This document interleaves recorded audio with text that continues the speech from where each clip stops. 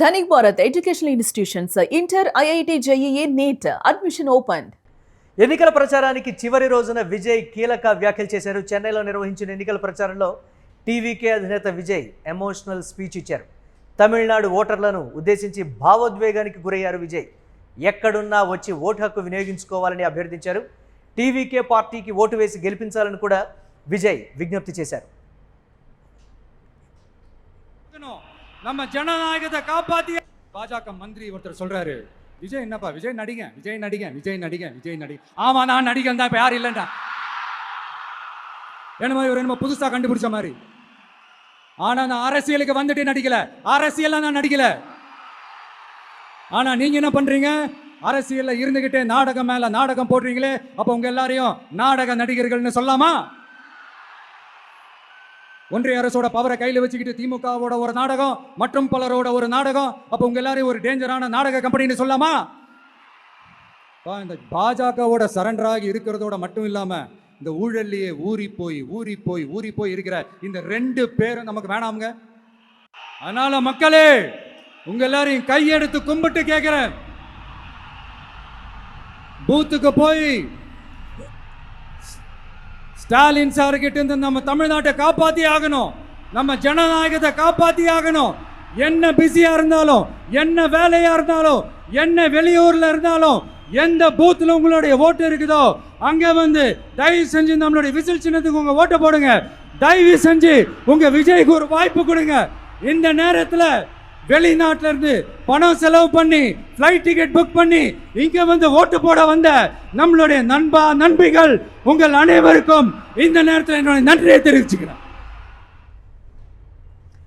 Yes విజయ్క ఒక emotional speech తోటి తన ఎన్నికల ప్రచారాన్ని అయితే ముగించాడు. ప్రపంచంలో మీరు ఎక్కడున్నా కానీ ఫ్లైట్కి వస్తారా, బస్కి వస్తారా, ఏ విధంగా వచ్చైనా సరే ఓటు వేసి స్టాలిన్ చేతిలోంచి తమిళనాడుని కాపాడండి అనేటువంటి అర్థం వచ్చేలా విజయ్ ఇచ్చినటువంటి స్పీచ్ పట్ల ఒకంత ఫ్యాన్స్ కూడా ఒకంత దీనికి సంబంధించి విజయ్ అద్భుతమైన స్పీచ్ ఇచ్చారని అయితే అనుకుంటూ ఉన్నారు. ఎన్నికల ప్రచారాన్ని ముగిస్తూ ఇచ్చినటువంటి ఒక భావోద్వేగ భరితమైనటువంటి స్పీచ్ గురించి తమిళనాడు వ్యాప్తంగా కూడా ఒక చర్చ అయితే జోరుగా జరుగుతోంది. మీ ఓటు హక్కును వినియోగించుకోండి, తనని ముఖ్యమంత్రిని చెయ్యండి అనేటువంటి అర్థం వచ్చే విధంగా విజయ్ ఇచ్చినటువంటి స్పీచ్ ఒకంత అయితే అభిమానులు చర్చించుకుంటున్నారు.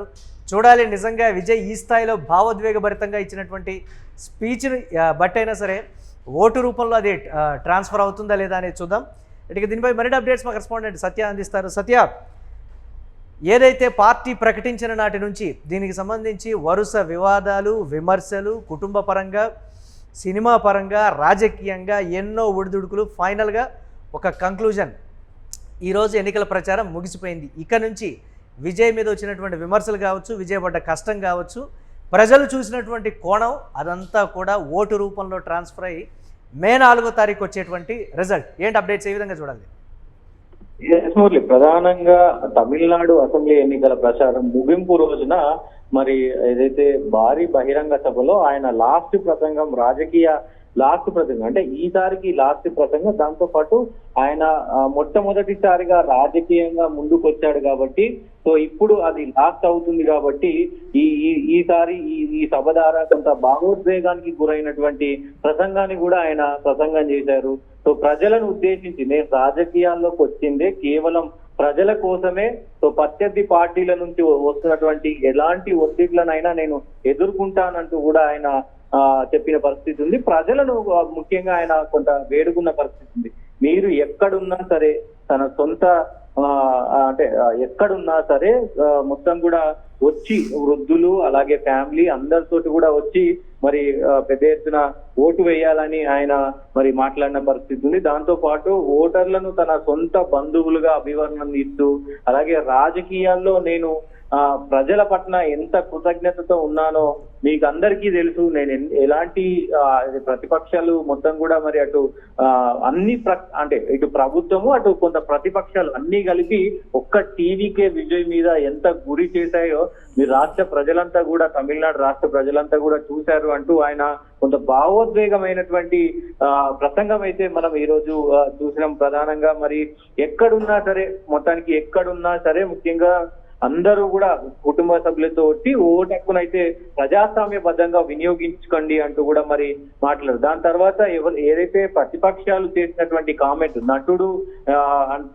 అంటూ కూడా మరి వాళ్ళు చేసినటువంటి కామెంట్ కూడా ఆయన సమాధానం ఇచ్చి, ఎస్ నేను నటుడినే, నిజంగా రాజకీయాల్లో నేను నటుడిని కాదు, కేవలం నేను సినిమాలలోనే నటుడిని, రాజకీయంగా మరి రాజకీయ నాయకులు నటన చేస్తా ఉన్నారు, సో వాళ్ళు నిజమైన నటులు అంటూ కూడా మరి విమర్శను తోసిపుచ్చేలాగా మాట్లాడిన పరిస్థితి అయితే ఉంది. సో అందరూ ఓటు హక్కును వినియోగించుకోండి, విజిల్ గుర్తుకి టీవీకే పార్టీ అభ్యర్థులకు కేటాయించినటువంటి విజిల్ గుర్తుకు ఓటు వేసి మెజారిటీ తెప్పించి మా పార్టీని గెలిపించండి అంటూ కూడా ఆయన మాట్లాడిన పరిస్థితి అయితే కనబడతా ఉంది. ప్రధానంగా విజయ్ ఈ భావోద్వేగం చూసినటువంటి అందరూ కూడా కొంత మరి అసలు నిజంగానే మరి విజయ్ కి ఇంత సానుకూలంగా మరి ఓట్లు రాబోతున్నాయా అనే కోణంలో కూడా కొంతమంది ఆలోచిస్తున్న పరిస్థితి కనబడతా ఉంది. విజయ్ భావోద్వేగ స్పీచ్ కి సంబంధించి కూడా మరి ఇటు అంటే ఆ గతంలో ఎప్పుడు లేని విధంగా ఇప్పుడు ప్రత్యేకంగా కొంత తమిళనాడులో అనూహ్యంగా కొన్ని పరిణామాలు చోటు చేసుకోబోతున్నాయి. సో ఇప్పుడు రాజకీయం మారింది, గతంలో ఉన్నటువంటి రాజకీయాలు ఇప్పుడు లేవు. మొత్తం డిఎంకే కావచ్చు, అన్నా డిఎంకే కావచ్చు, ప్రత్యామ్నాయ మొత్తం కూడా అందరూ కూడా మరి యువత ఇప్పుడు దాదాపు 1 కోటి పైన మరి ఈసారి ఓటు వేయనున్నారు. కొత్తగా అంటే ఇప్పుడే ఓటు హక్కు వచ్చిన వాళ్ళు ఈసారి ఓటు వేయనున్నారు. అవన్నీ కూడా ఫలితాలు మార్చనున్నాయి. ఖచ్చితంగా టీడీపీనే గెలుస్తుంది అంటూ కూడా మరి ఆయన ధీమా వ్యక్తం చేసిన పరిస్థితి అయితే కనబడతా ఉంది. సో అందరూ కేవలం నన్ను ఓడగొట్టడానికి డిఎంకే కావచ్చు, అన్నా డిఎంకేనేమో మరి బీజేపీతో వెళ్తా ఉన్న పరిస్థితులు కనబడతా ఉన్నాయి. కేవలం నేను ప్రజల కోసం ఒంటరిగా నేను పోరాడుతా ఉన్నాడు, ఎన్ని కేసులు పెట్టినా, ఎన్ని ఇది చేసినా, ఇబ్బందులు వచ్చినా, అన్ని రకాలుగా నన్ను ప్రెజర్ చేసినా నేను ఎక్కడ కూడా తగ్గలేదు, కేవలం మీ ప్రజల కోసం మీకోసం నేను కొట్లాడుతున్నాను అంటూ కూడా ఆయన చెప్పిన పరిస్థితి అయితే కనబడతా ఉంది. సో పెద్ద ఎత్తున ఆయన మాట్లాడిన తీరు మొత్తం తమిళనాడు అయితే చర్చ జరుగుతుంది. సో ఏదైతే మేనిఫెస్టోలో ఉన్నటువంటి ఉచిత బస్సు కావచ్చు, 200 యూనిట్ల కరెంటు కావచ్చు, ఇవన్నీ కూడా నేను అధికారంలోకి వస్తే ఖచ్చితంగా ఇస్తాను. అలాగే ఎవ్రీ మంత్లీ ఒక్కసారి అంటే ప్రతి మంత్ కు ఒకసారి కలెక్టర్ల దగ్గరికి వెళ్ళి నేను సందర్శిస్తానంటూ కూడా ఆయన భావోద్వేగమైనటువంటి స్పీచ్ ఇచ్చిన పరిస్థితి అయితే కనబడతా ఉంది. ఖచ్చితంగా మురళి ఇక్కడ మనం ఒకటి గమనించాలి. ఇక్కడ ప్రధానంగా 1 కోటి పైన ఉన్నటువంటి కొత్త ఓటింగ్ ఏదైతుందో సో దాని గురించి ఆయన మాట్లాడుతూ ఆయన ఖచ్చితంగా దాన్నే మాట్లాడుతూ ఉన్నారు. సో ఆ ఓటింగ్ అంతా యువత అంతా కూడా నా వైపు ఉంది అనేది ఆయన ధీమా అయితే వ్యక్తం చేస్తున్న పరిస్థితులు కనబడతా ఉన్నాయి. చూడాలి మరి 4న మరి ఎలాంటి రిజల్ట్ రాబోతుంది, నిజంగా మరి డిఎంకే స్టాలిన్ మరి మాజీ ముఖ్యమంత్రి అవ్వబోతున్నారా అనేది కూడా చూడాల్సిన పార్టీ ప్రకటించిన నాటి నుంచి ప్రజల్లోకి వెళ్ళినటువంటి విధానం కావచ్చు, లేకపోతే తాను ఎదుర్కొన్నటువంటి సమస్యలు కావచ్చు, కుటుంబ పరంగా, రాజకీయంగా, కేసుల పరంగా, తొక్కిసలాట ఘటనలో 41 మంది చనిపోయినటువంటి ఆ ఘటన పరంగా అన్నింటిని ఓవరాల్గా బేరీజు వేసుకుంటే విజయ్ సక్సెస్ అయ్యాడా, ఫెయిల్ అయ్యాడా అని మనం ఆ కోణాన్ని ఏ విధంగా చూడాలి? ఎంతవరకు అది ఓటు బ్యాంక్ కిందకి ట్రాన్స్ఫర్ అవుతుంది, ఎంత డ్యామేజ్ చేకూరుస్తుంది, తన సినిమా కెరీర్, తన నటించినటువంటి చివరి సినిమా కూడా రిలీజ్కు నోచుకోకుండా లీక్ అయినటువంటి పరిస్థితి కూడా ఉంది కదా. ఓవరాల్గా ఏ విధంగా ఉండబోతుంది అంటారు?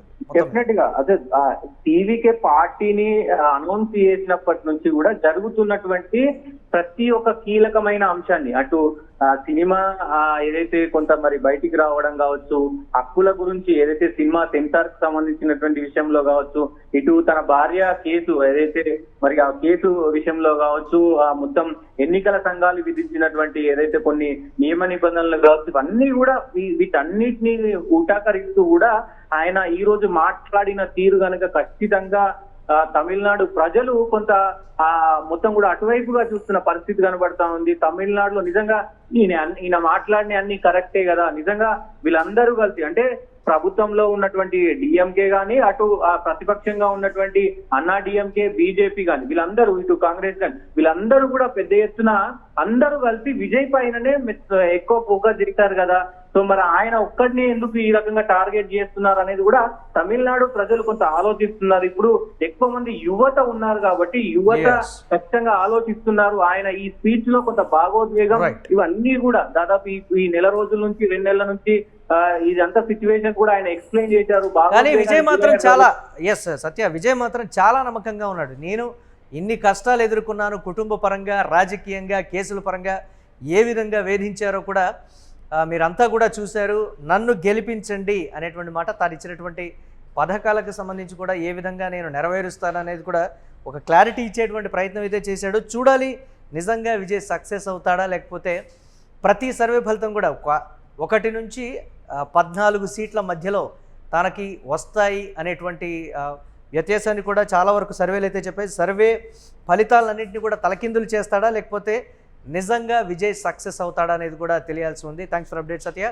ఎన్నికల ప్రచారానికి చివరి రోజున విజయ్ చేసినటువంటి కీలక వ్యాఖ్యలు సంచలనంగా మారాయి. చెన్నైలో నిర్వహించినటువంటి ఎన్నికల ప్రచారంలో టీవీకి అధినేత విజయ్ ఒక ఎమోషనల్ స్పీచ్ తోటి తన ఎన్నికల ప్రచారాన్ని ముగించాడని చెప్పాలి.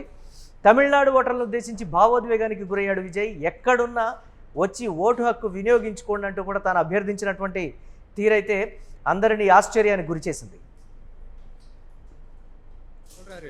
விஜய் என்னப்பா விஜய் நடிகன் ஆமா நான் நடிகன் தான். இப்ப யாரும் இல்லைண்டா என்னமோ இவர் என்னமோ புதுசா கண்டுபிடிச்ச மாதிரி. ஆனா நான் அரசியலுக்கு வந்துட்டு நடிக்கல, அரசியல்ல நான் நடிக்கல. ஆனா நீங்க என்ன பண்றீங்க, அரசியல்ல இருந்துகிட்டே நாடகம் மேல நாடகம் போடுறீங்களே. அப்ப உங்க எல்லாரையும் நாடக நடிகர்கள்னு சொல்லலாமா? ஒன்றிய அரசோட பவரை கையில் வச்சுக்கிட்டு திமுகவோட ஒரு நாடகம் மற்றும் பலரோட ஒரு நாடகம். அப்போ உங்க எல்லாரையும் ஒரு டேஞ்சரான நாடக கம்பெனின்னு சொல்லாமா? இந்த பாஜகவோட சரண்டர் ஆகி இருக்கிறதோட மட்டும் இல்லாம இந்த ஊழல்லையே ஊறி போய் இருக்கிற இந்த 2 பேரும் நமக்கு வேணாமுங்க. அதனால மக்களே உங்க எல்லாரையும் கையெடுத்து கும்பிட்டு கேட்கிறேன், பூத்துக்கு போய் ஸ்டாலின் சார்கிட்ட இருந்து நம்ம தமிழ்நாட்டை காப்பாத்தி ஆகணும், நம்ம ஜனநாயகத்தை காப்பாத்தி ஆகணும். என்ன பிஸியா இருந்தாலும், என்ன வேலையா இருந்தாலும், என்ன வெளியூர்ல இருந்தாலும், எந்த பூத்துல உங்களுடைய ஓட்டு இருக்குதோ அங்க வந்து தயவு செஞ்சு நம்மளுடைய விசில் சின்னத்துக்கு உங்க ஓட்டை போடுங்க. தயவு செஞ்சு உங்க விஜய்க்கு ஒரு வாய்ப்பு கொடுங்க. இந்த நேரத்துல வெளிநாட்டில இருந்து பணம் செலவு பண்ணி ஃப்ளைட் டிக்கெட் புக் பண்ணி இங்க வந்து ஓட்டு போட வந்த நம்மளுடைய நண்பிகள் உங்கள் அனைவருக்கும் இந்த நேரத்தில் என்னுடைய நன்றியை தெரிவிச்சுக்கிறேன்.